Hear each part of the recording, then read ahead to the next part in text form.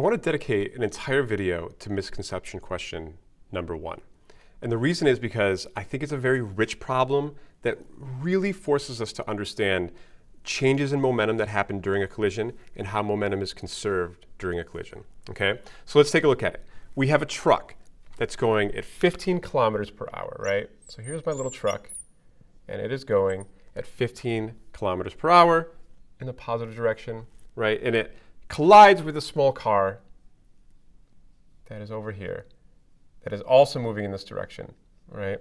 And it says it's going at 30 kilometers per hour. And notice it doesn't give us momentum, it just gives us velocities. And so I'm going to say, let's disregard those velocities, okay? Let's instead just pick some random momentums for each of these guys, okay? And we'll see how those momentums need to change in order for momentum to be conserved. All right, so let's start out with this guy having a momentum of 5. We won't even pick any units. We'll just say 5 momentons, whatever, okay? And we'll say that this guy has a momentum of -2 momentons.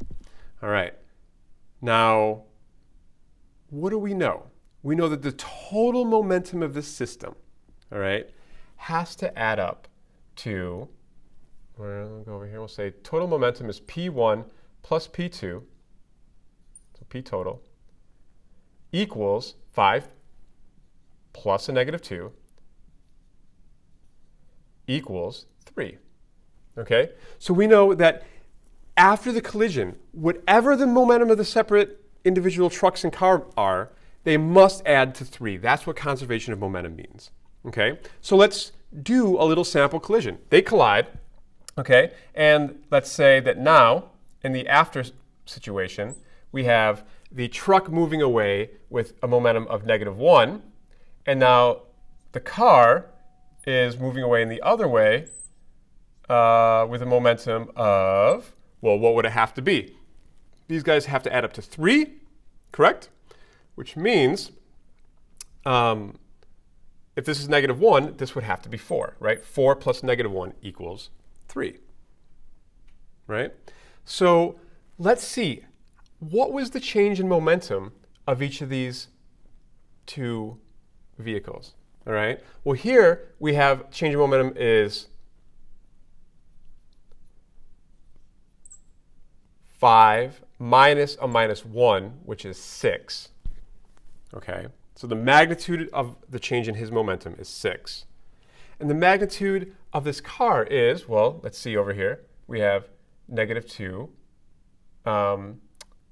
minus 4, which is -6, but the magnitude would be 6. It changed by 6 again, okay? So delta P magnitude is 6.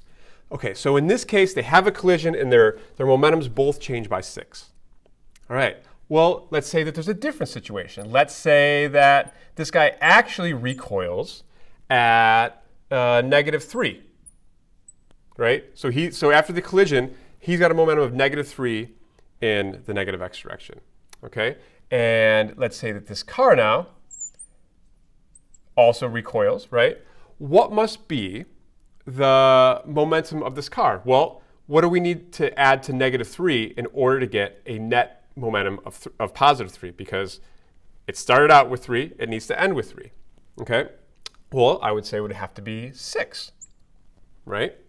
Because 6 plus -3 is 3. So that would be momentum being conserved. Okay, so let's again look at the change in momentum, right? We started out with 5, we end up with -3. So this would be 5 minus a -3, which would be 8. Okay, and here the change in momentum would be -2 minus a -6, which would be -8, or a magnitude of 8, right? So they both change by a magnitude, right? Absolute value of 8. Now, which of these situations here, A through D, is a situation that follows this pattern that we're seeing? That after each of these collisions, the momentum, the magnitude of the change in momentum for the truck must equal the magnitude of the change in momentum for the car, okay? I'll give you guys 3 seconds.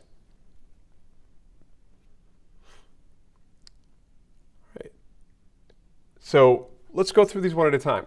It says the truck has the greater change in momentum because it has the greater mass. Is that what we're seeing? No, the change in momentum of the truck is the same as the change in momentum of the car. That can't be right. B, the car has the greater change of momentum because it has the greater speed. Can that be true? No. Once again, the change in momentum that we're seeing by the car for each of these collisions is equal to the change in momentum that we're seeing for the truck. C, neither the car nor the truck changed its momentum. No, that's not true. They definitely do have a change in momentum. Here, the change in momentum is 6. Here, the change in momentum is 8. D, they both have the same change in magnitude of momentum because momentum is conserved. Yes, that has to be true. Okay? If momentum is going to be conserved, right, then if the truck's momentum changes by 6, the car's momentum must change by a corresponding amount, right, so that it evens out, right? It'll be, different signs, but the magnitude of the change has to be the same so that momentum is ultimately conserved, okay? So this is one way to explore and one way to look at this idea of conservation of momentum.